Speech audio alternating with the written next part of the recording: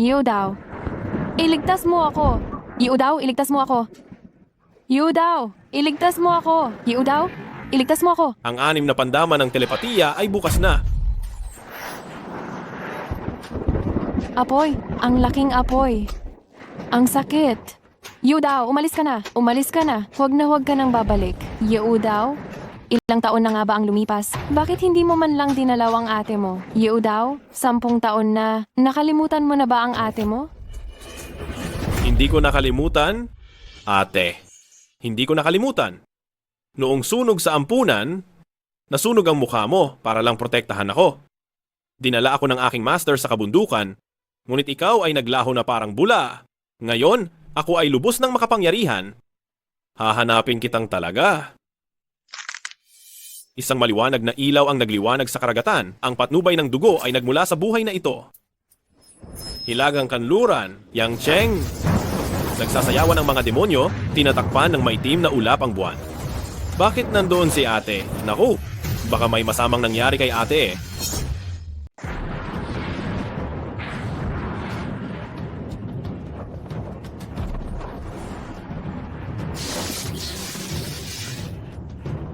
Ang sumpa ng 1,000 ahas ay pumasok na sa kanyang mga lamang loob.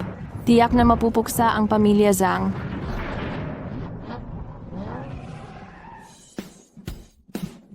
Pagbati, binibini. Lolo, nakamit ko na ang bilyong-bilyong order. Ha ha ha ha! Kampante ako sa iyong pagtatrabaho. Ako, ang iyong lolo, ay tumatanda na. Kaya aasa na sa iyo ang grupo ng Jiang. Hindi pa tumatanda si Lolo.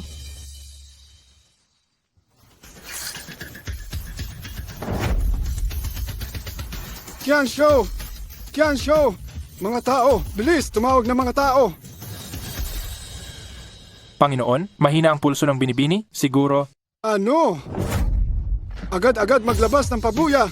Imbitahan agad ang lahat ng pinakamahuhusay na manggagamot sa bahay ng Jiang. Kung sino man ang makakaligtas sa aking minamahal na apo, magbibigay ako ng 100 bilyong dolyar!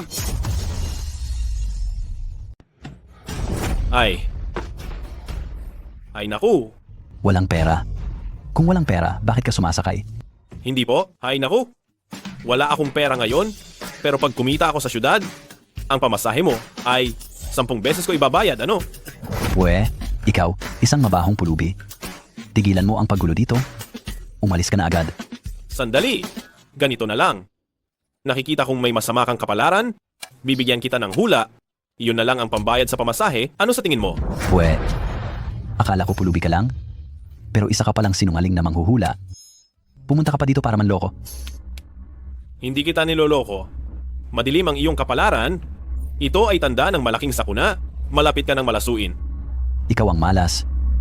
Malas ang buong pamilya mo. Pinapayuhan kitang umalis ka na. Lumayas ka na agad. Kung hindi, sisiguraduhin kong magdudusa ka. Hindi mo yata alam ang pakikipaggapwa-tao. Kung wala akong ilaw na gumagabay sa iyo, ngayon, tiyak na madadanasan mo ang matinding pinsala. Nagloloko ka lang. Ha? Ayan na. Sinabi ko na, madadanasan mo ang pinsala. Ayaw mo kasing maniwala sa akin.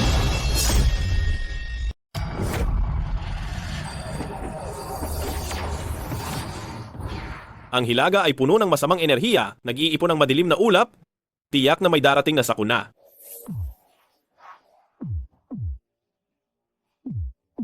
Pera? Hindi ba't ito na ang pagkakataon? Hala! Dito nga. Ay, Sino ka ba talaga? Pumasok ka sa bahay ni Jiang nang walang paalam? Gusto mo na bang talagang mamatay? nakikita ko na ang bahay na ito, na nawawala ang magandang swerte, at ang tirahan ay nagiging malungkot. May sakit siguro ang isang tao sa loob ng bahay. Tama ako, hindi ba? Nandito ako para magligtas. Tumabi ka muna. Aray? Hindi. Kayong lahat ay nandito para manggamot? Ang mga taong ito ay walang silbi, hindi sila kailangan. Pauwiin na silang lahat. Ako lang mag-isa ay sapat na. Isa na namang manloloko. Hindi ako manloloko. Kapag naubos na ang ugat ng dragon, mahaharangan ng kapalaran, Kung hindi ako tutulong ngayong araw, ay tiyak na may mamamatay. Ang lakas niyong magsalita, kung hindi namin magagamot, ikaw pa na isang bagitong lalaki ang makakagawa? Ako ay tagapagmana ng Yin Yang Tianxi. Kung ako mismo ay hindi siya mapapagaling, kayo ay mas lalong hindi. Anong yin yang Tianxi? Hindi ko pa narinig yan. Baka isa lang yang mapagkunwaring manggagamot. Ha ha ha. Kulang ka sa kaalaman. Ang aking guro ay isang kilalang henyong manggagamot sa aming bundok. Bundok? Isang hampas lupa, naglakas loob pang magpakita ng kahihiyan dito. Sa tingin ko, nakita niya lang na malaki ang handog ng pamilya, Zhang. Kaya nagkaroon ng kasakiman. At nandito para manggansyo ng pera. Hindi ba? Hoy, kayo! Bakit? May mali ba sa sinabi ko? Si Manggagamot Meng ay isang henyong pambansang manggagamot. Ako'y nagmula sa lahi ng manggagamot ng emperador. Ang mga nandito ay puro galing sa pamilya ng Chinese medicine o kaya naman ay mga doktor mula sa Western medicine. Ha ha ha, sino ka ba para magmayabang at makipag-usap tungkol sa iyong medikal na kasanayan? Tama. Tama. May malubhang sakit ang binibini? Hindi mo pa nga nakita ang tao? Nagtatangka ka nang sabihing kaya mo siyang pagalingin? Paulit-ulit mo pang sinasabing tungkol sa mystical arts at feng shui? Isa ka lang namang mapagkunwaring manggagamot. Nabulag ang pamilya Zhang, kaya pinayagan ka pang makapasok, ikaw na mapagkunwaring manggagamot. Tumahimik na kayong lahat. Mga doktor, sige na! Ngayon, kung sino man ang makakapagpagaling sa aking apo, ako'y magbibigay ng 100 bilyon. Kung hindi naman, ito ang magiging kapalaran ninyo.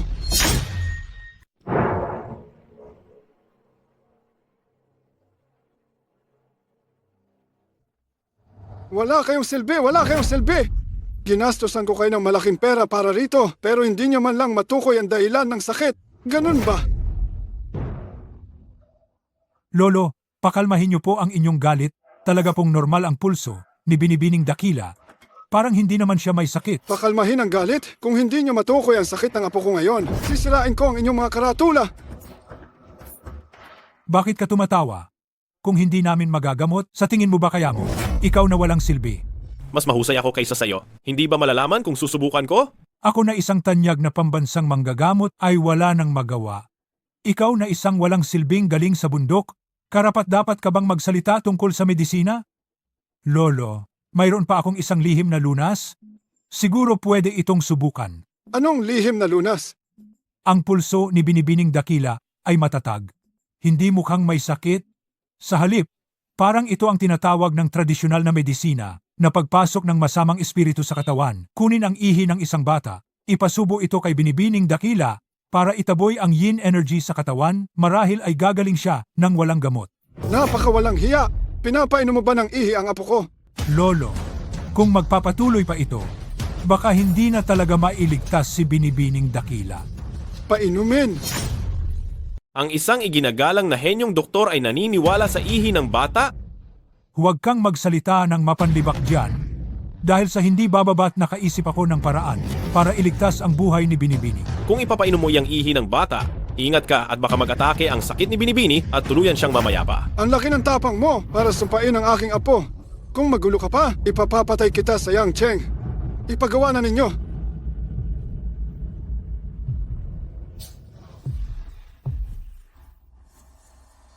Bakit walang epekto? Ito? Sinabi ko na sa inyo na wala silang anumang kakayahan, pero ayaw ninyong maniwala. Nakuha mo pa bang magsalita ng mapanlibak? Sa kalagayan ni Binibini, ako lang talaga ang makakagamot sa kanya. Ang yabang mo naman. Ako, na isang iginagalang na henyong doktor, ay walang magawa, pero may solusyon ka. Ang sakit ng apo ko, kaya mo ba talagang gamutin? Oo naman. Kung sa mundo ito, may makapagliligtas sa kanya, ako lang iyon. Lolo, ang taong ito, isa lang siyang charlatan. Huwag kang maniwala. Tama nga! Kung wala kang kakayahan, huwag ka nang dumagdag sa gulo rito. Sabihin mo nga, anong sakit ng apo ko? Walang sakit si Binibini, kundi siya ay nalason ng isang gu. Lason ng gu?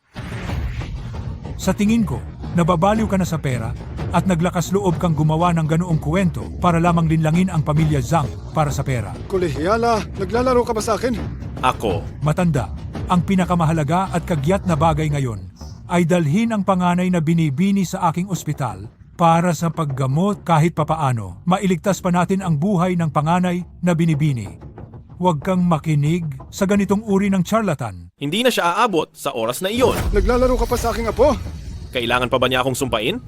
Ang laso ng gu ay nasa kanyang laman at loob na. Kung hindi ko siya agad ililigtas, hindi na siya tatagal ngayong gabi. Napakalakas ng loob mong manloko sa pamilya Zhang. Kung hindi ka aalis, kukuhanin ko ang buhay mo. Sa tingin ko, dapat kang lumuhod ka agad at humingi ng tawad at umalis agad sa Mansion Zhang para hindi ka mapahamak dito. Aalis na ako. Pero paglabas ko sa pintong ito, sa tingin ko, malapit na kayong lumuhod at magmakaawa sa akin. Napakalakas talaga ng loob mong magsalita ng ganyan. May tao ba? Itaboy siya. Hindi nyo na kailangan pang itaboy ako. Aalis ako mag-isa. Pero kung lalabas na ako sa malaking pintong ito, kung gusto nyo akong pakiusapan, baka huli na ang lahat. Nagkukunwari lang. Matanda, gising na ang panganay na binibini. Ay, munting doktor. Munting doktor. Tulungan niyo ako. Munting doktor. Huwag munang umalis. Huwag kang mag-alala, matandang Zhang. Aalis na ako, hindi na ako babalik sa mansyon ni Zhang. Wag. Munting doktor.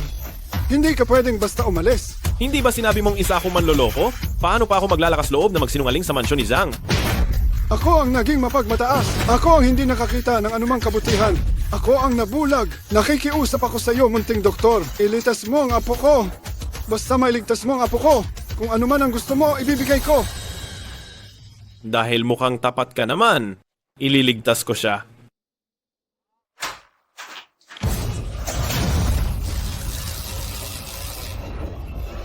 Ano ang nangyayari dito? Anong nangyayari sa apo ko? Ang lason ay umaatake ngayon at hindi na magtatagal. Siya ay mamamatay bigla.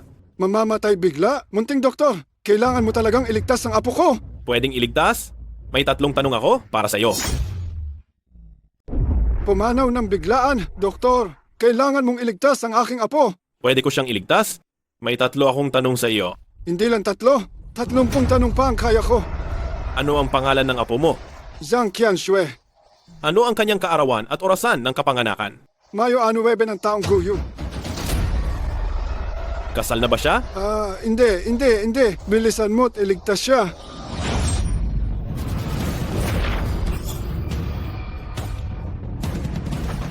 Utos.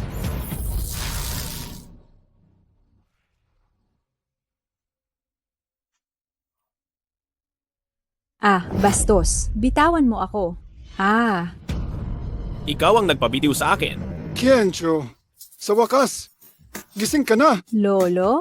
Bakit mo pinapasok ang ganitong tao? Qianxue, huwag kang maging bastos. Siya ang nagligtas ng buhay mo. Pansamantalang lunas lang iyan. Hindi nito lubusang ginamot ang ugat ng sakit. Kung gusto mong gumaling ka ng lubusan, hubarin mo muna ang lahat ng damit mo. Uy. Isang bastos ay naglakas loob na maghasik ng gulo sa teritoryo ng pamilya Zhang? Kakagaling ko lang sa pagliligtas ng buhay mo? Tapos ngayon ay nagbago ka na ng isip at lumilimot sa kabutihan? Magkaiba ang mga bagay. Niligtas mo ako, kaya natural lang na bibigyan ka ng gantimpala ng pamilya Zhang. Ngunit ang paglapastangan sa akin, natural lang na dapat kang maparusahan. Mga tauhan, palayasin niyo siya. Tigilan! Qianxue, huwag kang maging padalos-dalos, Qianxue. Siya ang nagligtas sa iyong buhay. Lolo, bakit pinapanigan mo rin siya at hinahayaan mo lang siyang paglaruan ako? Ang paghiling ko sa iyo na hubarin mo ang iyong damit, iyon ba ay tinatawag mong panlilinlang? Ginawa ko iyon para mapabilis ang paglagay ko ng karayom sa iyo. Ano ba ang iniisip mo? Ikaw. Bukod pa rito, base sa pagbasa ko ng kapalaran, ikaw at ako ay itinakdang maging magkasintahan at magkasama, nakatadhana na maging asawa ko. Titingnan mo rin naman ako, maaga man o huli, kaya bakit ka pa nahihiya? Nangangahas ka pa ring magsalita ng ganyang kalokohan? Bakit pa kayo nakatunganga? Hindi nyo ba siya palalayasin? Hindi nyo na kailangan pang paalisin ako. Aalis ako mag-isa. Ngunit, huwag na huwag kang magsisi. Kung paano mo ako pinalayas ngayon, ay ganun mo rin ako kailangang imbitahan pabalik. Nagkukunwari, umalis ka na. Hinding-hindi ako papayag na ang isang tulad mong salbahe ay tumapak muli sa pintuan ng ang mga Jiang. Bulag ka. Ang lason na tumama sa iyo ay hindi pa ganap na nalilinis at tiyak na babalik pagkatapos ng 3 araw. Sa panahong iyon, sana'y huwag kang lumuhod para magmakaawa sa akin. Ang hangin mo. Maraming kilalang doktor sa Yangcheng at sa yaman ng pamilya Zhang, kahit royal physician ay kaya naming papuntahin. Bakit ko kailangan ng tulong mo? Kung may araw man na, luluhod ako at magmamakaawa sa iyo, tatawagin kitang lolo. Ay, wala naman akong apo na kasing bastos mo. Hindi ka bagay maging apo, pero para maging asawa ko, tamang-tama ka. Nangangahas ka pang insultuhin ako. Kung hindi ka pa aalis, sisiguraduhin kong mamatay ka sa Yangcheng. Asawa ko, magkita tayo ulit pagkatapos ng 3 araw. Bastardo. Qiangshui, nagdala ka ng malaking gulo. Lolo, kung hindi ko siya itataboy, hayaan ko lang ba siyang lokohin ako? Qiangshui, kakaiba ang sintomas ng sakit mo. Hinanap ko na ang lahat ng kilalang doktor pero walang makahanap ng lunas. Bata pa siya, ngunit hindi karaniwan ang kanyang kakayahan. Napakagaling ng kanyang medisina. Ganitong kahusay na henyo. Nagpapakita ka pa ng pagka-childish at pinaalis mo ang tao. Sino ba ang may gusto? Na paggising ko ay nakita ko siyang hinahawakan ako. Magpadala agad ng tao para hanapin siya. Mamahaling kotse, malaking bahay, mamahaling relo. Hanggat mapanatili siya sa pamilya Zhang, anuman ang hingin niya, ibigay. Kung kinakailangan, maaari siyang maging manugang. Ano? Ate, sa wakas, nakita na rin kita. Ang utang ninyo sa medical services hindi pa nababayaran. Gusto mo pa ring gamutin kita? Pero, hindi ba nagbayad na ako ng ilang libong piso? Anong magagawa ng ilang libong piso? Naubos na lahat iyon kahapon. Kung hindi ka magbabayad ngayon, lumayas ka na sa ospital.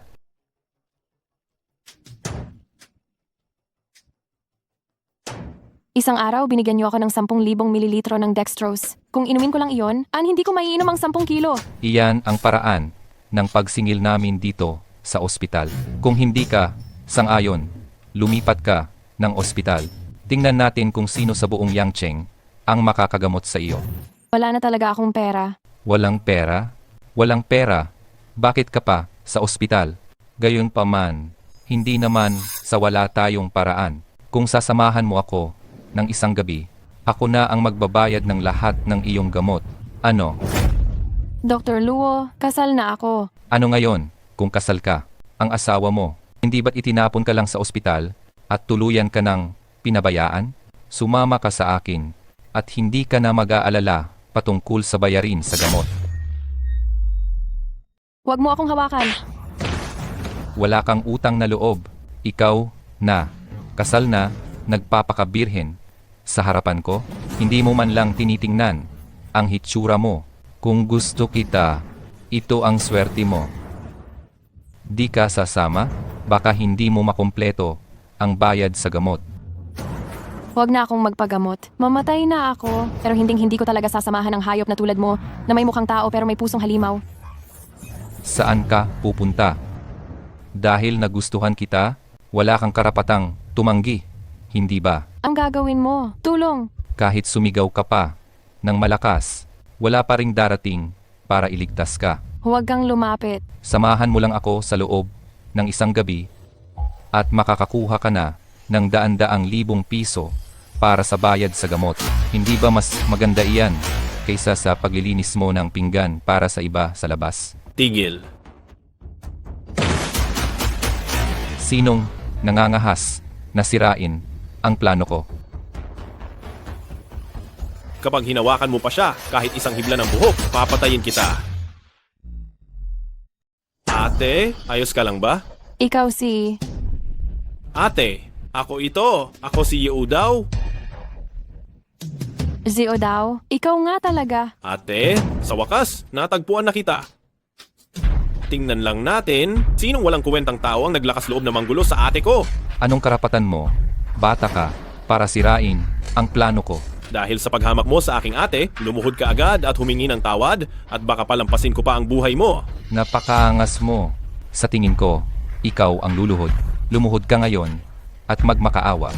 At baka iwanan ko pang buo ang katawan mo. Hindi ka talaga natututo. Alam mo ba kung sino ako? Anong ikaw? Sinasaktan ko ang mga taong tulad mo? Walang awa ng mga tao. Naglakas loob kang saktan ako? Sasabihin ko sa iyo sa buong Yangcheng. Maliban sa akin, walang makapagliligtas sa buhay ng ate mo. Maghintay ka na lang na kunin ang bangkay ng ate mo. At ano ngayon kung saktan kita? Kung hindi ka luluhod at hihingi ng tawad, sisirain kita. Kung mangahas kang kalabanin ako, ingatan mo ang ulo mo. Kasalanan ko ang lahat. Walang kinalaman ng kapatid ko. Dr. Luo, pakiusap. Palayain mo na siya. Basta palayain mo lang siya. Gagawin ko ang kahit anong ipagawa mo. Ate! Gusto ko ang pagiging masunurin mo. Kung alam ko lang na ganito, magdurusa ka pa ba ng ganito? Aray, Isin mo ang marumi mong kamay. naglakas loob kang saktan ako? Mga tauhan, hubaran ninyo siya ng balat. Yudao, umalis ka na. Huwag mo akong alalahanin. Ate, huwag kang mag-alala. Hindi ko pinapansin ang mga taong ito. Dahil nandito na ako, hindi ko hahayaang apihin ka ng mga hayop na ito. Ang lakas ng loob mong magsalita. Bakit kayo nakatunganga pa? Baliin ninyo ang mga binti niya para malaman niya kung ano ang kahihinatnan ng kalabanin ako.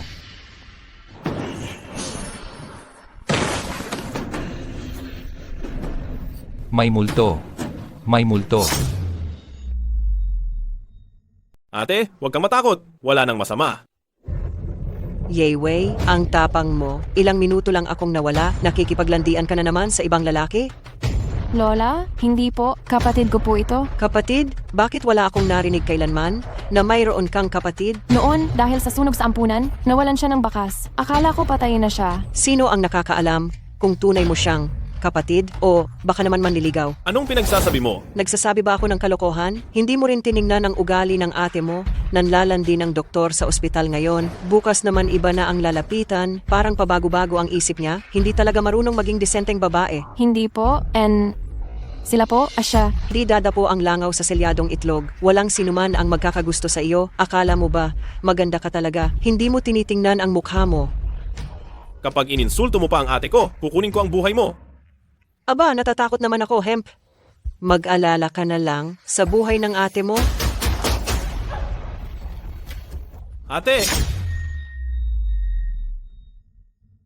Doktor! Doktor! Bakit ka tumatawag ng doktor? Ang pera ba ng Pamilya Joe ay para lang sa ganyang pag-aaksaya? Ang aking kapatid ay labis na may sakit. Sumusuka ng dugo, pero hinahayaan mo lang siyang mamatay. Sino ang nagsabing hinahayaan ko lang siyang mamatay? Kung mamamatay man ang kapatid mo, ang pera para sa kabaong, kami pa ring Pamilya Joe ang magbabayad. Ikaw? Ang kapatid ko ay matagal ng kasal sa pamilya Zhu. Ganito ang ginagawa ninyo sa kanya? Kung hindi siya kumapit sa Pamilya Joe, siguro ngayon ay pulubi na siya. Ang pagpapakain sa kanya, kabutihan ng loob iyan ng Pamilya Zhao. Lola, paano mo nagawang tratuhin ganito ang aking kapatid? Ang ate ko ay labis na napagod, siya ay nagkasakit lamang dahil sa matinding kalungkutan. Siya ang batang ginang ng inyong Pamilya Zhao. Bakit ninyo hinayaang magkasakit siya sa pagod? Batang ginang ng Pamilya Joe? Karapat-dapat ba talaga siya? Turing lang namin sa kanya ay libreng katulong. Ang sakit ng aking kapatid, dapat sana'y gagaling na sa loob lamang ng 2 linggo.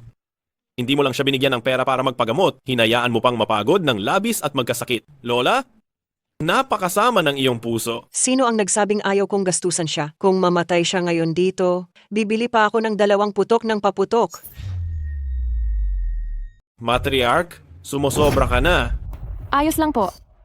Luma na itong sakit ko. Wala lang ito. Kung ayos ka na, tumayo ka na at umuwi para magluto. Huwag ka nang magsayang ng pera sa ospital. Naiintindihan ko po, matriarch. Aalis na ako sa ospital. Bakit ka pa nagdala ng isang lalaking hampas lupa? Kapatid ko po ito. Hinanap niya ako rito sa Yangcheng. Pwede bang papayagan mo siyang tumira muna sa bahay ng ilang araw? Sasabihin mo lang na tumira, titira na siya. Isang mabahong pulubi galing sa probinsya, papasok sa pintuan ng Pamilya Zhao. Nandidiri ako Palabasin mo agad siya. Pero bahay ko rin ito. Ano ka ba sa akala mo? Hindi ka naming pinalabas na kasama niya, malaking pabor na iyon. Mas mabuti pa, samantalahin na natin ang pagkakataon na ito para palayasin siya at ang kanyang mahirap na kapatid, palabasin silang dalawa sa pamilya Joe. Kinasal ako sa pamilya Zoe sa loob ng maraming taon. Ganyan lang ang gagawin niyo sa akin? Napakahamak niyo sa akin. Kahit na matagal ka ng kasal, wala ka pa ring pakinabang na parang baog na manok. Ang pamilya Joe para sa iyo, ginawa na namin ang lahat ng nararapat. Kahit na ilang taon ka ng kasal dito, isa ka pa ring babaeng walang anak. Ang pamilya Zoe ay nagpakita na sa iyo ng lubos na kabaitan. Pero dahil lang sa pinagawa kita ng kaunting trabaho, nagkunwari ka ng may sakit, sinasayang ang pera ng pamilya Zoe. Lola, ako ay matagal ng kasal sa pamilya Joe. Kahit walang tagumpay, may pinagsikapan naman ako, hindi ba? Kayo? Napakabilis ninyo akong paalisin? Hindi ko na rin ikakaila ang totoo sa iyo. Buntis na si Gukyu. Hihintayin na lang namin na manganak siya ng isang matabang lalaki. Para sa pamilya Zhu, ang posisyon ng batang ginang ng pamilya Zhao. Palitan na ang hahalili. Ate, kami ni Xiaoping ay tunay na nagmamahalan ng gusto. Baka mas mabuti kung makipaghiwalay ka na sa lalong madaling panahon upang hindi mo na lang sirain kaming pamilya na may 3 miyembro. Kayo? Ay, sadyang isang masamang lalaki para sa isang sira-sirang babae talaga. Talagang ang sila ay itinakda para sa isa't isa. Nangangahas ka pang insultuhin ako? Ano kung insultuhin kita? Gusto mo pa ng tagapagmana? Ang mukha mong may masamang ugali, itinakda na hindi magkakaroon ng anak, magdudusa ng kahirapan sa buong buhay mo. Ikaw, Gusto mo pa ng matabang lalaki? Ang payo ko sa iyo, magpatingin ka na sa lalong madaling panahon. Baka ang ulo mo ay naging tulad na ng Hulun Buyer Grassland pero hindi mo pa rin napapansin. anong sabi mo? Binatang Zhao, kitang-kita ko na ayaw niya lang tayong maging maayos at sadyang nanggugulo. Kung nanggugulo ba ako, alam mo sa sarili mo. Ikaw, Ang mukha mo, ang noo mo ay madilim, ang iyong palasyo ng mga anak ay nakalubog, nakatadhana kang walang anak at walang swerte, at maikli ang iyong buhay. Hoy, bata, kung magsalita ka pa ng masama laban sa pamilya Zhou, papatayin kita. Mga tao, palayasin ninyo siya. Ang buong bahay ay may amoy ng kahirapan, sinisira ang feng shui ng pamilya Zhou. Ang feng shui ng bahay na ito, kailangan pa ba akong manira? Matagal ng bulok. Noong una, gusto ko sanang tumulong sa inyo, alang-alang sa kapatid ko, pero ngayon, hintayin nyo na lang na masira ang inyong pamilya. Bata, mangangahas ka pang sumumpa sa amin? Zuping, iniwan mo ang asawa mo, puno ka ng kasamaan at dapat kang mamatay. Kaparating na sa iyo ang karma. matandang ginang, ayaw ko sanang pansinin na binibintangan niya ako. Ngunit ngayon ay nangahas siyang sumpain ang pamilya Zhao. Sa tingin ko gusto na niyang mamatay. Walang galang. Mga tao, tanggalin ninyo ang kanyang balat. Kung binibintangan ba kita, malalaman mo agad. Kung ginigipit ba kita, malalaman mo kaagad. Ang ate mo ay isa lang namang inahin na hindi nangingitlog, tapos nagdududa sa lahat ng bagay, naghihinala sa lahat. Ang dala-dala ko rito ay ang tunay na anak ni Ginoong Zhao. Tunay na ano? Hindi ko marinig ha. Aba, anong nangyayari rito? Tunay na anak? Hahaha, kalokohan. Matagal na akong nakikipagtalik sa ibang lalaki ng patago. Ikaw, ano ba ang sinasabi mo? Hindi po. Ginoong Zhao, pakinggan mo muna ako. Sigurado akong itong hampas lupang ito. Kung hindi dahil sa pesteng pera mo, sino ang gustong sumama sa'yo?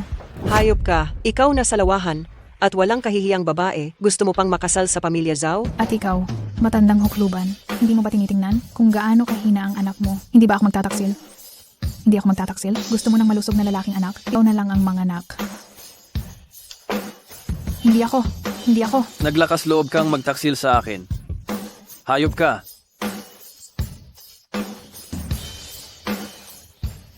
Ate, tara na. Hayaan mo silang magpatayan diyan.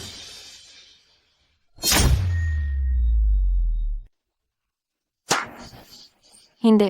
Kailangan kong bumalik para mag-sorry sa matandang ginang at humingi ng tawad sa kanila. Ate, pagkatapos ng ginawa sa'yo ng mga Joe, magmamakaawa ka pa rin sa kanila? Kadarating mo pa lang sa Yangcheng, hindi mo alam ang sitwasyon ko?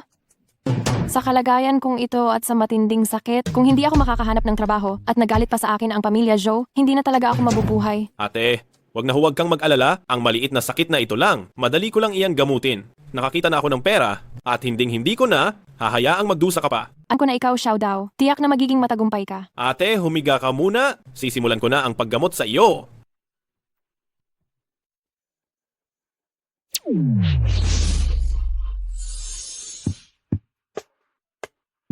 Gumaling na ako? Kapatid, saan mo natutunan ang medisina? Bakit napakahusay mo? May mas kahanga-hanga pa akong ipapakita. Ang mukha ko, ang galing. Ang mukha ko ay bumalik na rin sa dati. Sa kagandahan mo ngayon, maraming lalaking magnanais na mapangasawa ka. Bakit ka magpapakulong sa simpleng pamilya Zhao? Ate, huwag kang mag-alala. Ako, isiguraduhin ko na magkakaroon ka ng magandang buhay.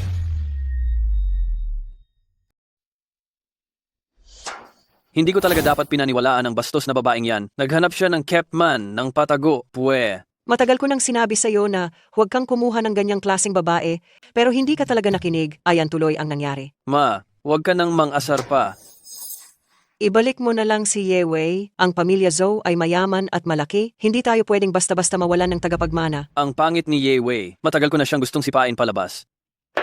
Hala, may balita ako. Gumaling na raw ang mukha ni Ye Wei. Hindi na siya ang dating pangit na yon. Ma, pinapabalik mo ako sa babaeng pinalayas na sa pamilya Zhou. Hindi ba nakakahiya yon? Kahit pa maganda siya, na parang isang diwata, ano pa rin ang magagawa niyan? Sa aking halaga bilang iyong anak, anong klaseng babae ba ang hindi ko makukuha? Kailangan ko lang magsalita, maming babae ang didikit sa akin. Bakit ba nagkaanak ako ng walang kuwentang katulad mo? Wala ka talagang kaunting utak. Ang ibig mo pong sabihin ay...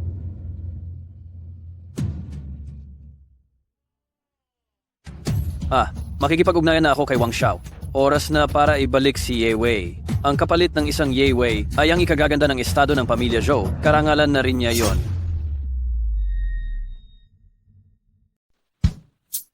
Xiao Dao, hindi ko kailangan ng mga bagay na ito. Sobrang aksaya lang nito. Ate, ano ba ang mga ito? Sa susunod, kung gusto mo lang, meron tayong lahat ng mamahaling kotse at bahay. Napakatapang mo namang magsalita. Zhou Ping, anong ginagawa mo rito? Siyempre, susunduin ko ang asawa ko para umuwi. Zhaoping, huwag ka nang magpakita ng kakapalan ng muka. May buntis na babae ka na sa bahay, tapos gusto mo pang pabalikin ang ate ko? Nananaginip ka lang ba? Hindi ko rin naman ito kasalanan. Kung alam ko lang nagagaling ang mukha niya at magiging napakaganda, bakit pa ako makikipag-ugnayan kay Gokyu, di ba? Grabe, ang kapal ng mukha mo, nakakamangha. Nakagawa lang ako ng pagkakamali na karaniwan sa lahat ng lalaki. At saka, hanggat hindi pa kami diborsyado, asawa ko si Ye Wei. Susunduin ko ang asawa ko. Ikaw na tagalabas, ba't ka nakikialam? Napakawalang hiya mo. Pinapayuhan kitang umalis na. Kung hindi... Tama na.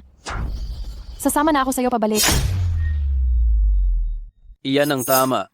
Basta sumama ka lang sa akin pabalik ng maayos, ikaw pa rin ang batang ginang ng pamilya Zhou. Ipinapangako ko, hinding-hindi na kita hahayaang maapi, makasama mo lang ako at mabubuhay ka ng marangya. Bumalik muna tayo. Ate, Mabuti, tara na at umuwi. Sasama ako sa iyo, pero kailangan sumama rin ang kapatid ko sa atin. Umuwi? Ito. Kung hindi ka sang-ayon, huwag na lang. Tara na kapatid. Teka, siyempre. Ikaw ang asawa ko, siya ang bayaw ko. Ang pamilya Zhou ay inyong tahanan. Bayaw, siyempre. Pwede ka ring umuwi. Hanggang ngayon, hindi pa rin ninyo mahanap ang kinaroroonan ng munting henyong doktor? Mga walang silbi! Lolo, bakit po kayo nagmamadali? Nakalalay sa buhay mo iyan. Paano ako hindi mag-aalala? Hindi naman ganoon kaseryoso ang sinasabi ng lalaking iyon. 'Di ba? Ayos lang naman ako ngayon, 'di ba? Qianshu! Bilisan! Tuwagin ang doktor! Ngayong nandito na kayong lahat, sasabihin ko na ng diretsyo. Hihiwalayan ko na si Zhou Ping. Anong sinasabi mo? Hihiwalayan na kita. Ako, nagpakababa pa, para lang ibalik ka, babae ka, hindi para pakinggan ang mga salita mo. Sinasabi ko sa iyo, hindi ka pwedeng humiwalay kung kailan mo gusto. Nilagdaan ko na ang kasunduan sa diborsyo. Mula ngayon, wala na akong kinalaman sa pamilya Zhou ninyo. Kuya, tara na. Hindi kayo pwedeng maghiwalay. Matandang ginang, dati sinabi mo pa na itataboy mo kami ng ate ko. Ang bilis ninyong magbago ng isip, ano? Dati, ako'y nalito lang. Ye Wei, siya ang magaling at matuwid na manugang ng pamilya namin. Paano ko naman siya hahayaang umalis? Hanggat hindi ka umaalis, kau ang magiging ginang ng ang Zhou. Kami ni Aping, aalagaan ka naming mabuti. Hindi na kailangan iyan. 3 taon akong ikinasal sa pamilya Zhou. Lubusan akong nagtiis. Ngayong ayos na ang mukha ko. Nagmamadali kayong lumapit. Huwag mong isiping hindi ko alam kung ano ang balak ninyo. Pero ang kasal na ito ay hindi talaga pwedeng matapos. Pinapayuhan kitang manatili ka na lang ng maayos, hindi ka na lang maghahanap ng gulo. Kayo. Tingnan lang natin, kung hindi pumayag ang ate ko, sino ang maglalakas loob na pilitin siya? Huwag kang maging mapagmataas. May oras ka pa para bawiin ang kasunduan. Kung hindi, sisiguraduhin kong hindi nyo na makikita ang pagsikat ng araw bukas. Tapos na ang swerte ng inyong pamilya, mag-ingat kayo. At baka makarma na kayo ngayon. At tuluyang maghirap. Tunay na kawalang galangan. Ang aming pamilya, ang pamilya Zhao ay mayaman at makapangyarihan, pati ang langit ay kailangang magbigay daan sa amin. Ginang, pinapayuhan kitang mag-ingat sa pananalita mo. Kung magiging bastos ka ulit, mag-ingat ka. At baka mamaya ang kidlat na ito ay sa iyo bumagsak. Kababawan, Inay, huwag mong sabihing nagkatotoo ang sinabi ng batang ito. tumahimik ka agad. Isang sinungaling na nagsasabi lang ng walang kabuluhang kapararakan. Kaya mo bang matakot diyan? Walang kwenta. Binubuhay ko ba kayo para wala lang kayong silbi? Dalyan ninyo at hulihin siya. Sino? Sino ang nanggugulo? Bata, ikaw ba ang gumagawa ng kalokohan? Binalaan kita, kung maglakas loob kang saktan ang pamilya Zhou, sisiguraduhin kong talagang pagsisisihan mo ito ng matindi.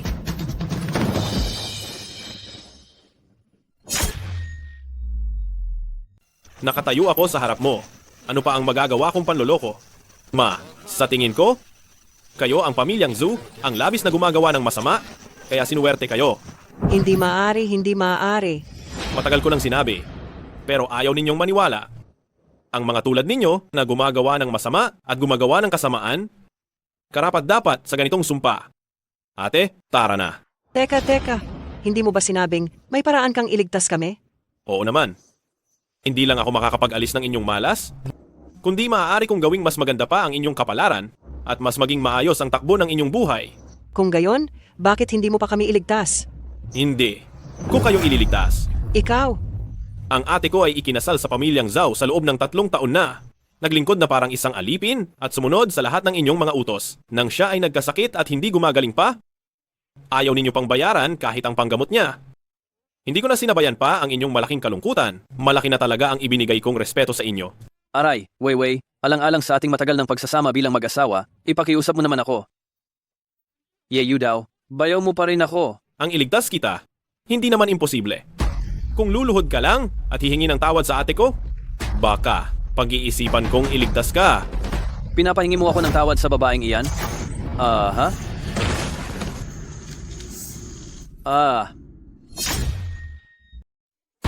Tawad. Humihingi ako ng tawad. Hihingi na ako ngayon ng tawad. Ang sampal na ito ay para sa akin na sobrang masamang tao. Ang sampal na ito ay para sa akin na gumawa ng masamang gawa. Ang sampal na ito ay para sa akin na walang mata. Ako ay isang taong walang kwenta. Pakiusap, iligtas mo kami. Kung ganoon, ang kasal mo sa kapatid ko, Hiwalay na. Hihiwalay na ako agad. Hanggat maaari mo kaming tulungan, pipirmahan ko agad ang kasunduan sa diborsyo. mabuti kung ganoon.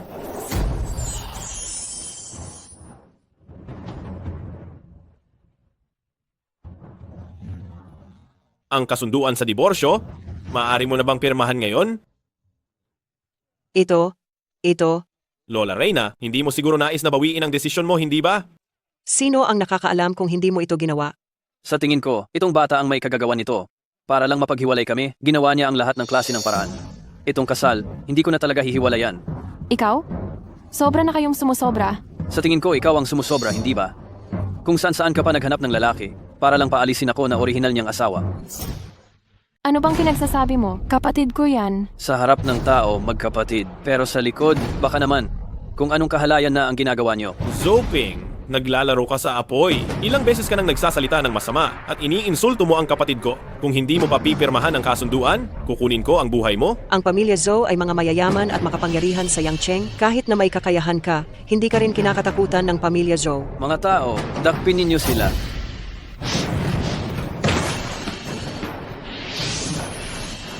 Pipirmahan ko na. Subukan mo lang na magloko, ingatan mo ang ulo mo. Hindi ba't mahal na mahal ko lang si Vivi, kaya ayaw ko siyang umalis sa tabi ko? Saka, malakas at mayaman ang pamilya Zhou namin kaysa sa makipagdiborsyo at mamuhay ng mahirap. Mas maganda kung sa akin na lang sumama para makaranas ng napakasarap na buhay. Pipirmahan ko na.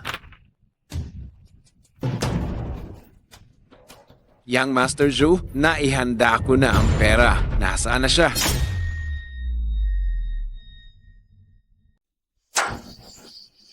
Ginoong Wang, Mukhang hindi ka nga nagsinungaling sa akin. Gumaling siya sa kanyang sugat at isa talaga siyang Napakagandang babae. Anong gusto mong gawin? Ano ang gagawin ko? Ibenta ka na ng asawa mo sa akin. Nakasulat ito ng malinaw na malinaw sa kontratang ito. Maliwanag na nakasaad. Dinala ko na ang pera. Sumama ka na sa akin. Zhao Ping, asawa mo ako. Ang pamilya ko ay nagpakinabang sa iyo sa loob ng 3 taon ng libre. Hindi na masama iyan, hindi ba? Ngayon, oras na para suklian mo ang kabutihan ng aming pamilya Zhou, hindi ba? Mag-asawa tayo sa loob ng maraming taon, pero hindi ko nakita na kaya mo palang maging kasing sama ng hayop. Ay, hindi mo iyan masasabi para ito sa ikabubuti mo. Kung sumama ka kay Ginoong Wang, mas maganda iyan kaysa sumama sa kapatid mong ito na naghihirap kung saan-saan, hindi ba? Pagkatapos, ikaw na ang young madam ng Wang Group. May pera ka na, may kapangyarihan ka pa. Zoping, nagpapakain ka sa pera? Ibebenta mo pati ang sarili mong asawa. Hanggat maaari nitong paangatin ang aming pamilya Zhao, huwag kang mag-alala sa asawa. Ano pa ang hindi ko kayang ibenta? Ginoong Wang, dalhin mo na siya. Kukunin ko na itong pera. Zhou Ping, sobrang kasamaan. Ipinagbili mo ang asawa mo para sa sarili mong pakinabang. Hindi kita palalagpasin ngayon. Ye Yudao, paano mo nagawang saktan ang anak ko? Bakit? Masama bang saktan siya? Pati ikaw, sasaktan ko. Patawad, nagkamali ako, hindi ko na uulitin. Pamilya Zhou, hindi kayo natututo, hindi ko kayo mapapatawad. Ito. Pati ikaw. Lumalabas na naglakas loob kang makipag-away sa pamilya Wang, hindi mo ba gusto pang mabuhay? Mga tauhan. Kung sino man ang makakapagpabagsak sa kanya, mag-aalok ako ng 1,000,000 piso bilang pabuya. Tingnan natin kung sino ang maglakas loob na galawin siya. Matandang Zhang. Siya ang aming mahalagang panauhin ng pamilya Zhang. Sino man ang umapi sa kanya ay kumakalaban sa pamilya Zhang. Isa lang siyang walang kwentang tao na galing sa probinsiya. Hindi mo siya kilala. Batang manggagamot, bumalik ang dating sakit ng apo ko. Pakiusap. Tulungan mo siyang gumaling. Darating ang araw, ako ang magiging pinuno ng Yangcheng. Hindi mahalaga kung sino pa ang pamilya Zhang o ang pamilya Ye, lahat sila ay yuyukod sa akin. Tingnan lang natin hanggang kailan pa magyayabang ang pamilya Zhang. Xiao Dao, sa ginawa mong ito, nasaktan na rin natin si Batang Ginoong Wang. Siguradong hindi niya tayo palalagpasin. Bilisan na natin. Mag-impake na tayo at umalis na sa Yangcheng. Bakit tayo aalis? Dito tayo nakatira sa Yangcheng. Hanggat kasama ko ang kapatid ko, kahit saan pa, bahay na namin. Pero kung talagang hindi tayo aalis, siguradong hindi niya tayo palalagpasin. Ate, huwag ka nang mag-alala. Ang tulad lang niya, hindi na kailangan pang isipin. Kahit ilan pa sila, tatalunin ko sila. Bago ka pa lang dito sa Yangcheng, hindi mo pa naiintindihan ang sitwasyon dito. Ang pamilya Wang ay sikat na mayaman. Kung kinalaban natin sila, talagang hindi magiging maganda ang kahihinatnan. Ang pamilya Zhou nga, nalutas ko na. Hindi na bale kung nadagdagan pa ng isang maliit na pamilya Wang. Ate, huwag ka nang mag-alala. Magpahinga ka muna. Kapag nalutas ko na ang sakit ng panganay na Ginang Zhang, babalik ako sa iyo. Hi, Xiao Dao. Ang sakit ng panganay na Ginang Zhang ay tila kahina-hinala. Okay. Dapat ay mag-ingat ka.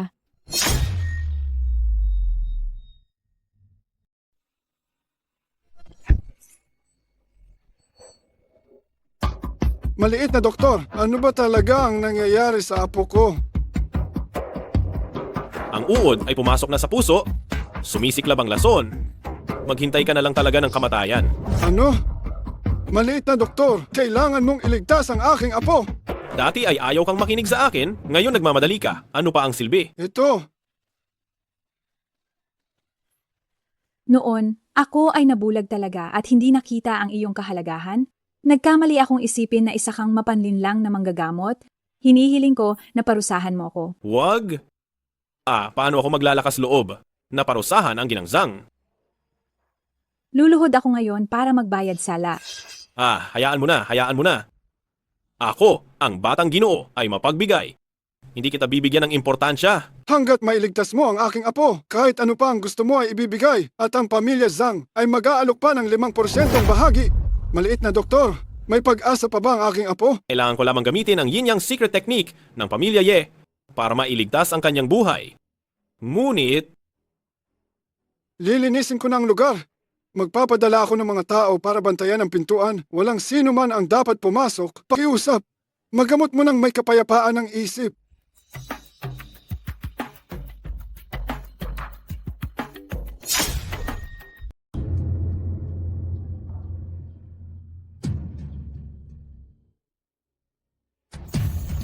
Utos.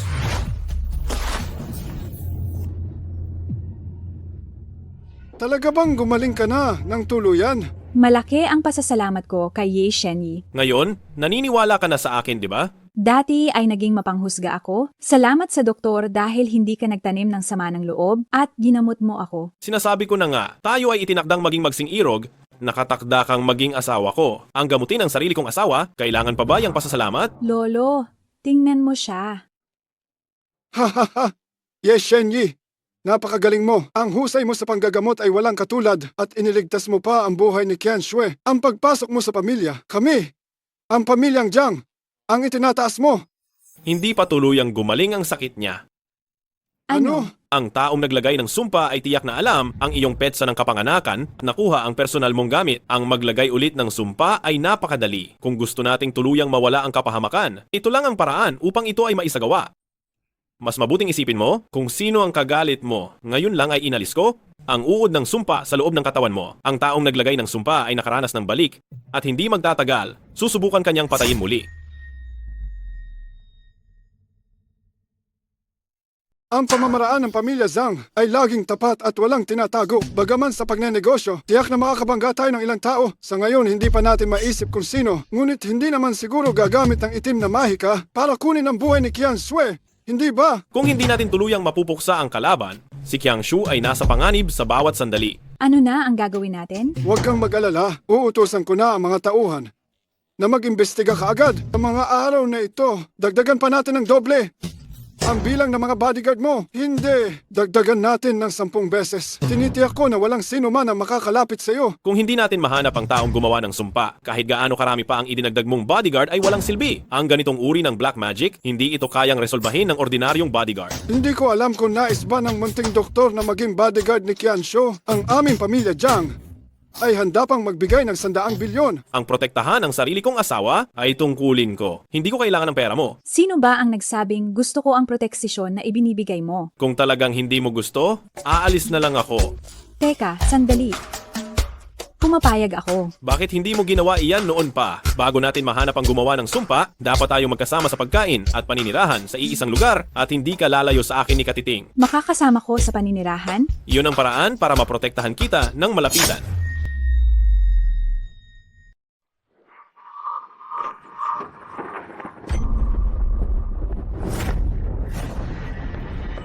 Hong Jae, anong nangyari sa iyo?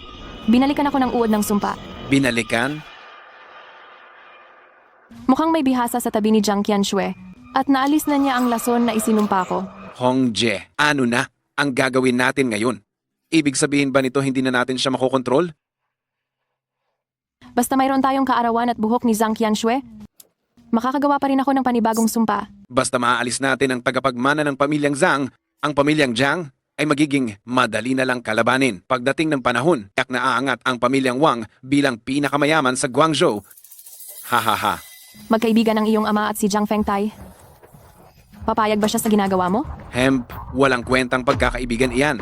Mas totoo pa rin ang pera at kapangyarihan sa hinaharap. Mapapasakin ang buong pamilyang Wang, kaya ang maliit na bagay na ito, hindi na kailangan ng pahintulot niya. Hindi ka ba natatakot na kapag nalaman niya ay parusahan ka? Hahaha, parusahan. Matanda na ang tatay ko, hindi na siya makapagpasya. Sino man ang humarang sa aking daan ay kailangang mamatay, kahit pa ang sarili kong ama. Siyempre, Hongji, kung matutulungan mo kong tanggalin ang pamilya Jiang at itaas ako sa posisyon ng pinakamayamang tao, ikaw ang magiging pinakamahalaga at iginagalang na panauhin ng aking pamilya Wang. Ano man ang gusto mo, ibibigay ko sa iyo ng buong puso. Ikinatatakot ko na hindi iyon magiging ganoong kadali. May mataas na tao na ngayon na tumutulong kay Jiang Qianshui. Hanggat nandyan ang taong iyon sa tabi niya, kahit gaano pa karaming gayuma ang aking ilagay, madali niya itong maaalis. Sa kasalukuyan kong kapangyarihan, mukhang hindi ko siya kayang labanan. Maliban kung... Hong Jae, basta't humingi ka, anuman ang bagay na kailangan mo, kukunin ko para sa iyo. Humanap ka ulit ng ilang babaeng ipinanganak sa mapalad na oras para sa akin. Pagkatapos kong sipsipin ang kanilang espiritual na lakas, tiyak na lalaki ng malaki ang aking kapangyarihan. Pagdating ng panahong iyon at oras, anuman ang mataas na taong kinuha ni Jiang Qianshui, hindi siya magiging katunggali ko. Kamakailan ay nakakita ako ng isang babaeng ipinanganak sa mapalad na oras, kung hindi lamang dahil sa isang mahirap na lalaki na biglang sumasagabal, matagal ko na siyang dinala sa iyo. Sino ang taong iyon na nangahas na sumira at humadlang sa malaking plano ni Batang Ginoong Wang? Isang probinsyanong hampas lupa lang iyon, walang kwenta. Huwag na huwag kang mag-alala, Hong Jie. Ang gusto kong makuha, walang hindi ko makukuha. Inutusan ko ng imbestigahan, ngayon ihahatid ko na sa iyo ang tao. Ah, Hoy. Ako ito? Ako ito. Ye daw? Anong ginagawa mo sa kama ko? Hindi ba sinabi ko na sa'yo na kailangan kitang protektahan ng lubusan, sabay sa pagkain at pagtulog? Kahit saan ka magpunta, hindi ka dapat lalayo sa akin ng 3 hakbang. Pero hindi mo pa rin ako kailangang katabing matulog sa iisang kama. Ako ang hindi nakapag-isip ng buo at maayos.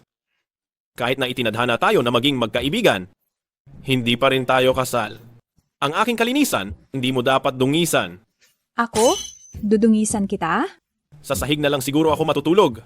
Mabuti at medyo may pagkaunawa ka. Papatulugin mo ako sa sahig? Dapat ba na ako ang matulog doon? Ayaw mong matulog sa kama at ayaw mo ring matulog sa sahig? Gusto mo bang magkabit ng lubid sa gitna at doon ka na lang maghang? Ikaw?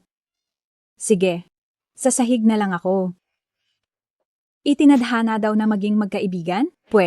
Ang taong tulad niya, habang buhay, hindi makakakuha ng asawa.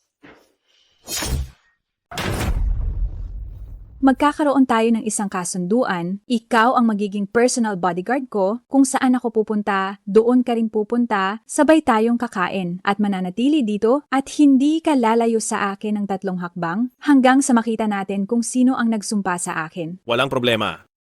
Pero kailangan ko munang sunduin ang ate ko at patirahin siya ng maayos. Tamang-tama, makikita mo na rin ang ate natin. Isa na tayong pamilya simula ngayon. Sino ang nagsabing pamilya kita? Manya, huwag mong isiping dahil sa tinanggap ka ni Lolo, magiging asawa na kita? Huwag ka nang magpumilit. Sa huli, magiging asawa ko rin kita. Emph. Ate, Kuya, tulungan mo ako. ate, anong nangyayari sa iyo, ate? Anong problema? May nangyari sa ate ko. Ate, masama to. Sino ba talaga ang tao na gustong saktan ang kapatid mo? Ang ate ko ay mabait at mapagbigay. Sa dami ng taon na nanirahan siya sa Yangcheng, palagi siyang sumusunod sa batas at tahimik. Walang sino man ang nakikipag-away sa kanya. Iisa lang ang taong nakaaway niya, si Wang Xiaodong. Tiska, isang napakagandang dilag talaga. Isang napakagandang babae. Kung hindi lang dahil ipinanganak sa mapalad na oras, hindi ko talaga nanaising ipasipsip ang spiritual energy kay Sister Hong para tulungan siya na makapag-cultivate. Huwag na huwag kang magpumiglas. Baka masaktan pa iyang mukha mo. Sayang naman. Huwag kang lumapit. Isang napakagandang babae. Sayang naman kung ibibigay lang kay Sister Hong. Sa halip, bago ka mamatay, hayaang mag-enjoy muna ako. Anong gagawin mo? Sinasabi ko sa'yo, kapag ginalaw mo ako, hindi ka patatawarin ng kapatid ko. Dahil lang ba sa walang kwentang iyon? Ang utang sa sampal niya sa akin hindi pa nababayaran. Kung maglakas loob siyang pumunta, pababagsakin ko siya. Ikaw, Sakto, pwede kong ipatawag ang kapatid mo at hulihin natin siya. Magkasama na kayong magkapatid sa landas ng dilim. May kasama ka pa. Wang Xiaodong, hayop ka. Ye daw? Nakikita mo ba? 3 minuto. Kung hindi ka talaga darating, ako mismo ang magla-livestream para makita ng lahat kung paano magiging akin ang ate mo.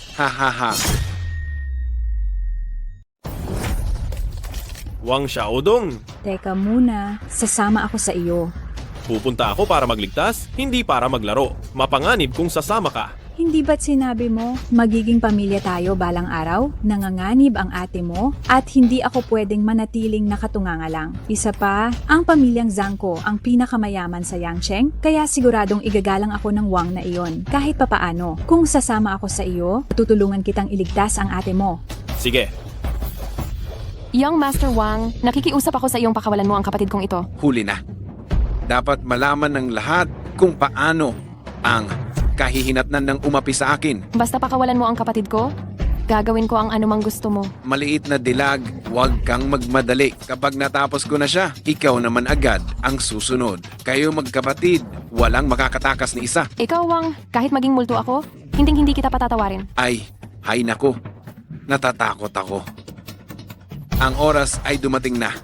Ang mahal mong kapatid baka natakot na at naglayas at iniwan ka na. Hindi maluloko si Xiao Dao ng patibong mo. Kung hindi siya darating, huwag mo akong sisihin. Live stream, magsimula.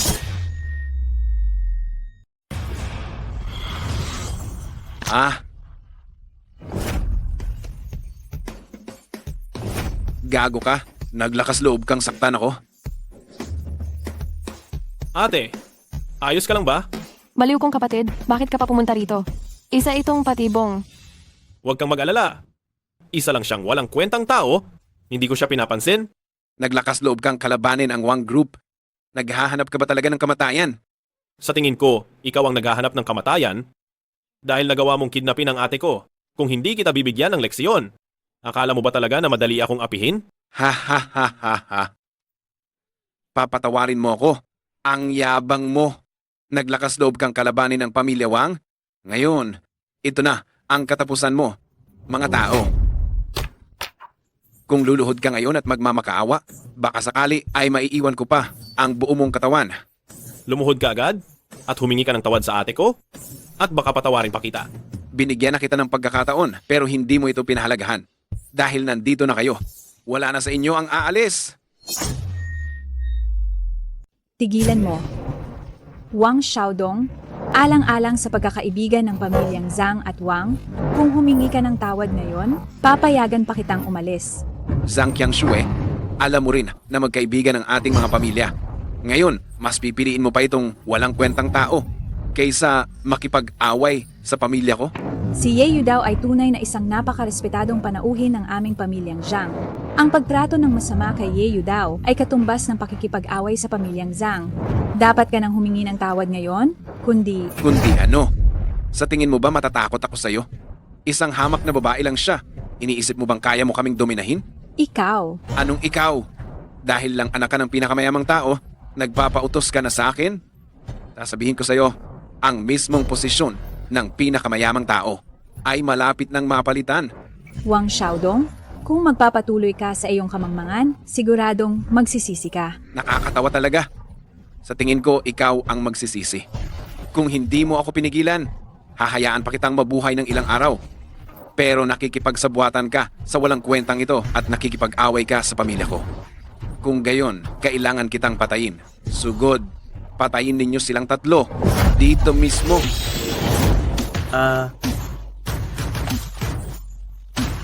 Hindi ito maaari. Hindi ito maaari. Ang mang-api sa akin, ito ang kahihinatnan. Wang Xiaodong, napakawalang hiya mo at puno ng kasamaan. Dapat na kitang turuan ng leksyon. Sino ka ba sa tingin mo? Para bigyan ng leksyon ang taga-pamilya Wang?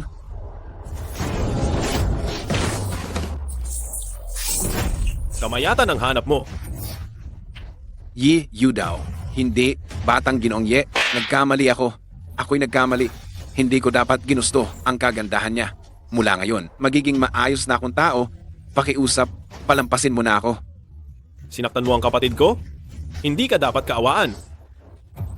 Qiangshue, kailangan mo akong iligtas. Kahit para lang sa aking ama, kailangan mo siyang pakiusapan na pakawalan ako. Hindi ko na talaga gagawin ulit. Buong puso akong sumusumpa. Mula ngayon, gagawa ako ng kabutihan araw-araw. Magbabago ako at magiging maayos na tao. Ito. Xiao Dao, Sa kapakanan nila, ngayon, palalampasin ko ang buhay mo. Kung mahuli pa kitang gumagawa ng masama sa hinaharap, tiyak at sigurado na pupugutan kita. Buong puso akong sumusumpa. Kung ako, si Wang Xiaodong, ay gagawa pa ng nakakasakit na bagay, ako ay tiyak na babatuhin ng kidlat ng langit at mamamatay ng walang kapayapaan. Tayo na.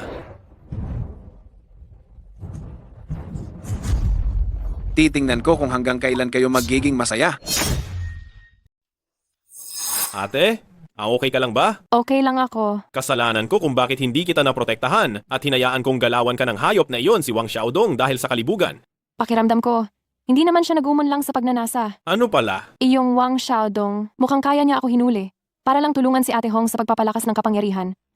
Sabi niya, ipinanganak daw ako sa tamang oras, kaya nga pwede raw akong sumipsip ng espiritual na enerhiya para lamang sa kanya. Ano? Ang hayop na ito, gumagamit pala siya ng ganito kasi raulong paraan para magsanay? Xiao Dao. O, may isang masamang sining sa kanluran na sadyang ginagamit upang sipsipin ang esensya at espiritual na enerhiya ng isang tao para sa pagsasanay niya. Sa maikling panahon, malaki ang itataas ng kakayahan ng isang tao. Pero, ang taong sinipsip ay mamamatay agad-agad. Talaga bang mayroon palang ganyang kadelikadong bagay? Sa kamay ni Wang Xiaodong, hindi ko alam kung gaano na karaming buhay ang nadikit sa mga kamay niya. Kung alam ko lang, hindi ko na sana pinakawalan ng hayop na iyon. Marami siyang koneksyon at siya rin ay mayaman. At talaga namang makapangyarihan siya. Kung pinakawalan natin siya ngayon, baka maghiganti siya sa iyo, hindi ba? Ikaw na lang ang natitirang pamilya ko. Kung sakaling... Ate, huwag na huwag kang mag-alala. Ano ba ang pamilya Wang na iyon? Nandito ako, siguraduhin kong magiging ikaw ang pinakamayaman at pinakamakapangyarihang babae sa buong Yangcheng at hindi ko nahahayaang may umaapi pa sa iyo. Suwail na anak, suwail na anak. Itay, si Zhang Qianshu ang naunang sumira sa aking plano. May mukha ka pa bang magdahilan? Alam mong matagal na tayong magkaibigan ng pamilya Zhang, pero nagawa mo pa ring insultuhin ang kanilang bisita at nagplano pa ng pagdukot, ipinahiya mo ng husto ang ating pamilya Wang. Ako ang may kasalanan sa maling pagpapalaki sa iyo, kaya muntik ka nang nakagawa ng isang malaking kalamidad. Bukas, sumama ka na lang sa akin sa pamilya Zhang at personal kang hihingi ng tawad sa kanila.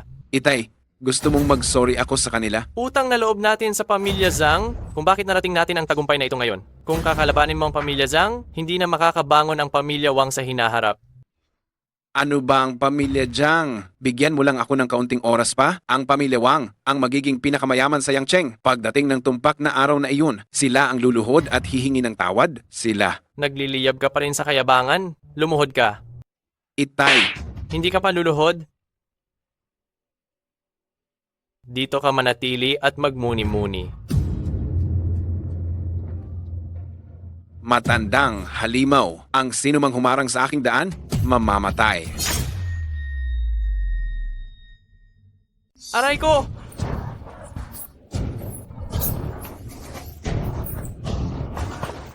Zhang Lao, tulungan mo ako. Anong nangyayari dito? Dali! Humiga ka, humiga ka! Bakit naging ganito ang kalagayan mo sa loob lang ng ilang araw? Zhang Lao, bilisan mo, iligtas mo ako. Tito Wang, anong nangyari sa'yo? Hindi ko rin alam kung ano ang nangyayari. Bigla akong nagkaroon ng matinding sakit nitong mga nakaraang araw at ang balat ko ay unti-unting nagnana at nangangaliskis. Bakit naman nagkaganyan? Hinanap ko na ang lahat ng kilalang doktor, pati na ang mga mahuhusay na manggagamot sa ibang bansa, pero hindi nila matukoy ang sanhi ng sakit. Wala na akong magawa, kaya sa inyo na lang ako humingi ng tulong. Aba, kaya ng maliit na henyong doktor na gamutin ang sakit mo. Siguradong may paraan yan. You daw, ang sakit ni Tito Wang, magagamot mo ba? Gabi-gabi ba ay masakit at hindi mo matiis, kaya hindi ka makatulog? At itong mga sugat sa katawan mo, araw-araw dumarami at lalong sumasakit? Malit na henyong doktor. Tulungan mo ako. Ang sakit-sakit. You daw, talaga bang kaya mong gamutin? Maghanda ka na para mamatay. Ano? Baka nagkasala sa iyo ang anak ko, kaya ayaw mo siyang tulungan? Hihingi ako ng tawad sa ngalan niya ngayon. Pakiusap, maging mapagpatawad ka. Iligtas mo ang buhay ko. You daw. Hindi ito sakit. Ito ay karma. Karma? Ito ang kasalanan at kasawian ng tao kung madalas kang gumawa ng masama. Ngayon, ito na ang katumbas na ganti. Ganti? Imposible!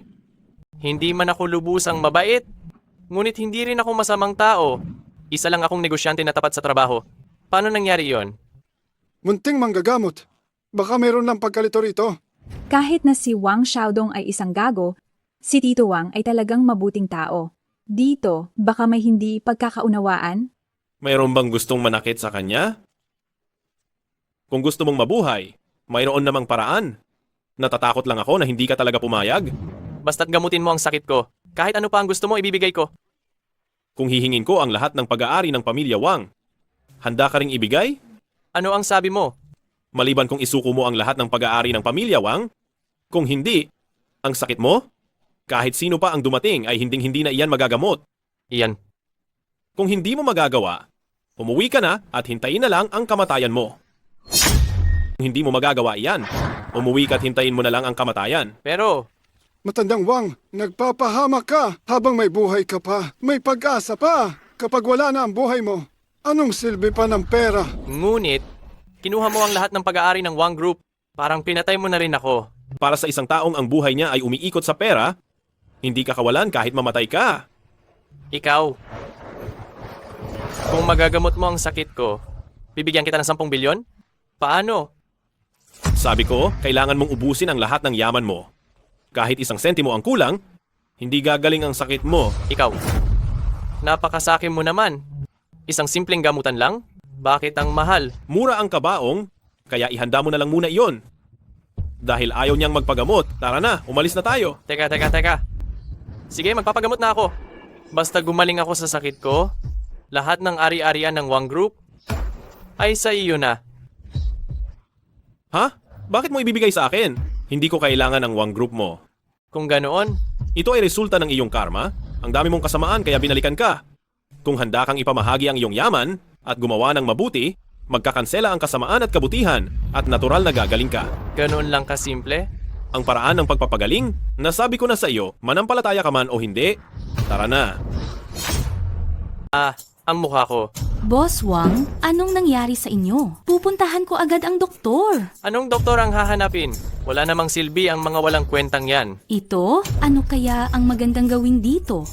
Ibig mong sabihin, talaga bang kailangan kong sundin ang sinabi ng batang iyon? Boss Wang, naniniwala ba talaga kayo sa batas ng karma kung hindi magpapa-opera at iinom ng gamot, kundi sa paggawa lang ng kabutihan, gagaling na ang sakit na ito? Boss Wang, Kai. Maglaan agad ng 10 milyong pondo para sa kawanggawa. Boss Wang, talaga bang maniniwala kayo sa batang iyon? Sa ngayon, wala tayong ibang mapagpipilian kundi ang gumawa ng desperadong hakbang. Magtayo ng tulay, asfaltuhin ang mga daan, magpagawa ng mga paaralan, kahit ano pa. Dali! Sige, gagawin ko po ito ngayon din. Hay, ayos na? Talaga akong gumaling, ha. Si Ye Yudao, tunay ngang isang henyo, may kakaiba siyang kakayahan. Maglalaan pa ako ng 10 milyon? Hindi, 10 bilyon. Hindi katanggap-tanggap? Hindi katanggap-tanggap? Hindi ba sinabi mong siguradong mapapatay mo ang matandang iyon? Ano na ang nangyayari ngayon? Ha? Ang plano ko, kung walang pakikialam ng batang iyon, ay tiyak na perpekto. Si Makidong ay tiyak na mamamatay sa isang masamang karamdaman ng walang nakakaalam. Kaso, sino ang mag-aakala na ang batang iyon na si Ye ay biglang makikisali? Hay nako, ang yeyu daw na ito. Talagang paulit-ulit na sinisira ang aking mga plano. Ngayon, ang matandang iyon ay lubos na naniniwala na mawawala ang kasawian sa pamamagitan ng paggastos ng pera. Ang aming Wang Clan ay nabawasan na ng 300 billion. Kung magpapatuloy ito, hindi lang ako hindi magiging pinakamayamang tao sa Yangcheng, kundi ang aming pamilya ay malapit ng magbangkarota. Young Master Wang, kalma lang po kayo. Hi. Paano ako kakalma? Hindi maaari. Hindi ko siya pwedeng palampasin ng ganoon lang kadali. Young Master Wang, sa tingin ko, mas mabuting makipag-ayos na lang tayo. Anong ibig mong sabihin? Dahil napakagaling ni Ye, mas mabuting kunin siya sa Wang Clan para pagsilbihan kayo. Makikipagtulungan ako sa taong tulad niya? Ang mga taong may malalaking ambisyon ay hindi nagpapakipot. Sa ganitong paraan, hindi lamang mababawasan ang inyong kalaban, kundi magkakaroon pa ang Wang Clan ng isang malakas na kakampi. Hindi ba't ito ay win-win situation? Sige, susundin ko ang payo mo. Kung handa siya, mas mainam kung sasama siya sa aming Wang Clan. Kung hindi siya pumayag, si Ye Yudao ay kailangang mamatay. Sino ka? At anong kailangan mo? Huwag kang magalit, Young Master Ye. Wala akong masamang intensyon. Matagal na kitang hinahangaan, kaya pinuntahan kita. Nagmamadali ako? Huwag kang humarang. 2 beses mo nang nalampasan ang lason ko, Young Master Ye. Pero mukhang wala ka pa ring interes sa akin. Nakakalungkot naman. Ikaw ang nagbigay kay Qiang Shui ng 1,000 snake goo? Tama, ako nga. Hindi lang si Jiang Qianshui. Pati ang sakit ni Wang Qima, ginawa ko rin iyon sa utos ni Young Master Wang. Ang sama ng loob ninyo. Pero naglakas loob ka pa rin magpakita sa akin. Hindi ka ba natatakot na saktan kita? Ang init ng ulo mo, Young Master Ye. Hindi pa ako tapos magsalita. Ano ba talaga ang gusto mong gawin? Gusto kong makipag-ugnayan sa iyo, Young Master Ye. Makabubuti ito sa iyo at wala kang pagsisisihan. Wala akong interes. Paano kung may kinalaman ito kay Jiang Qianshui? Young Master Ye, tara, mag-usap tayo sa tabi. Young Master Yi, Yes, Xiao. Ye Xiao, nasiyahan ka ba? Ano ang ibig mong sabihin? Hindi tama ang ginawa namin kina Miss Jiang at Miss Ye noon.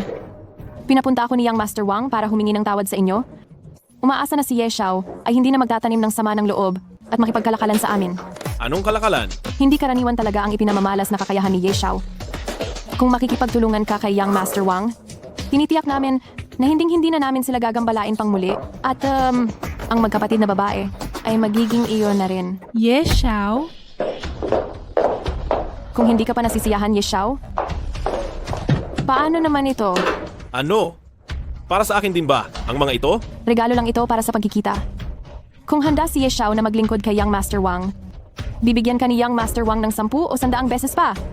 Pagdating ng panahon, ang pera, kapangyarihan, at syempre, ang mga magagandang babae, makukuha mo ang lahat ng gusto mo.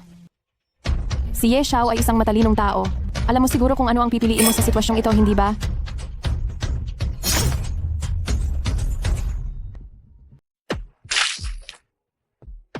Ye Yudao, anong ginagawa mo? Sa tingin mo ba, itong mga bagay na ito ay makakabili sa akin? Ye Yudao, huwag kang maging mapagmataas. Makipagtulungan ka kay Wang Xiao, o kaya papatayin kita mismo rito. Gusto mong magsilbi ako kay Wang Xiaodong na isang halimaw na kayang saktan maging ang sarili niyang ama? Mangarap ka. Naghahanap ka ng kamatayan. Ye Xiao. Ye Xiao, nagkamali ako. Tinuturing mo ang buhay ng tao na parang walang halaga at napakasama mo. Ngayon, bilang kinatawan ng mga tao ng Yang Cheng, aalisin ko ang peste na tulad mo. Ye Xiao, napilitan lang din ako. Si Wang Xiaodong ang salarin na pumilit sa akin. Wala akong kinalaman diyan. Ye Xiao, kung hahayaan mo ako, tiyak na magbabago ako at tatalikuran ang nakaraan.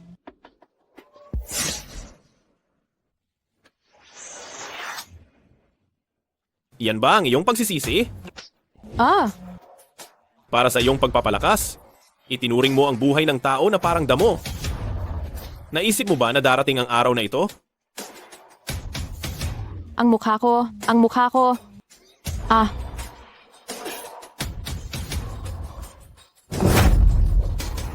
Ang masama ay may masamang katapusan. Napakalakas ng loob mo. Ye Yudao. Nagpadala na ako ng pera at magagandang babae, pero naglakas loob ka pa rin ipahiya ako ng ganito. Wang Xiao, paano? Anong paano pa? Gumastos ako para mag-alaga ng walang kwenta at kailangan ko pa siyang ilibing? Bakit kayo nakatunganga lang, Dalian? Magdala kayo ng tao sa pamilya Jiang at gapusin ninyo si Jiang Qianxue at dalhin dito. Inakala mo ba na wala na akong magagawa dahil wala na si Hong Jie?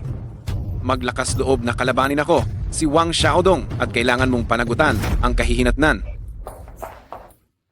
Boss, nandito na si Jiang Qianshu. Sino kayo? Ano ba talaga ang gusto ninyong gawin? Kayo? Bakit ninyo ginagawa iyan kay Binibining Zhang? Wang Xiaodong. Ikaw pala. Zhang Qianshu, hindi ko inaasahan na magkikita tayo sa ganitong paraan. Wang Xiaodong, pinapayuhan kitang pakawalan mo na ako, kung hindi ay hindi ka patatawarin ni Yudao. Ye Yudao? Ye Yudao? Puro na lang Ye Yudao. Sinasabi ko sa'yo, ang bitag na ito ngayon ay para talaga sa kanya. Anong sinabi mo? Si Ye Yudao ay paulit-ulit na sumisira sa aking mga plano at pinapatay pa ang aking mga tauhan. Sa tingin mo, pakakawalan ko pa siya? Kung hindi siya nakialam, matagal ka ng patay sa aking mga kamay. Sa oras na iyon, ang posisyon ng pinakamayamang tao sa Yangcheng ay magiging akin na. Ikaw pa lang gumawa nito sa akin? Ngayon mo lang nalaman, pero huli na. Wang Xiaodong, ang pamilya Jiang ay naging mabuti sa'yo? Kung wala kami, paano mo nakuha ang katayuan mo ngayon? Bakit mo ito ginagawa sa akin?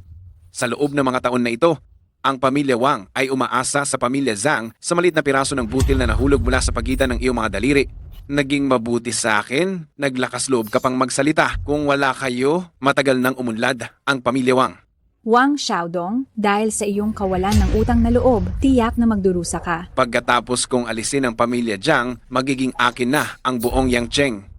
Sa oras na iyon, walang sumpa, walang paghiganti na makakahadlang sa akin. Qianxue. Yudao. Huwag kang gumalaw. Kung lalapit ka pa, papatayin ko siya. Wang Xiaodong, kung galawin mo lang siya kahit isang daliri, tiyak na pagbabayarin kita sa lahat ng ginawa mo. Wang Xiaodong, pakawalan mo siya ngayon din? Kung hindi, Huwag kang lalapit. Kung umabante ka pa ng isang hakbang, papatayin ko siya. pakawalan mo muna siya hanggat pakakawalan mo siya, lahat ay mapag-uusapan. Ye, Yu daw, sa wakas. Dumating din ang araw na ito.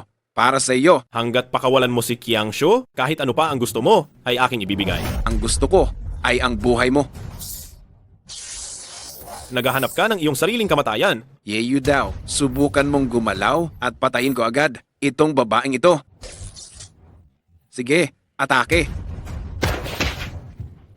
You daw.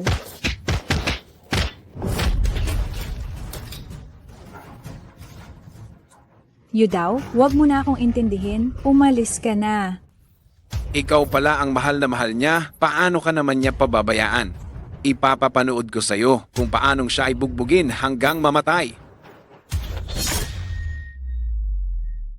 Kahit mamatay pa ako, hindi ko hahayaang bantaan mo si Yeyu daw.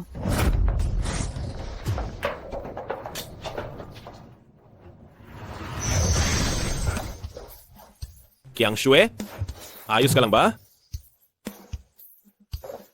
Bakit nakatunganga pa kayo? Sugod na. Mga walang kakayahan. Ye, Yu daw, lalabanan kita.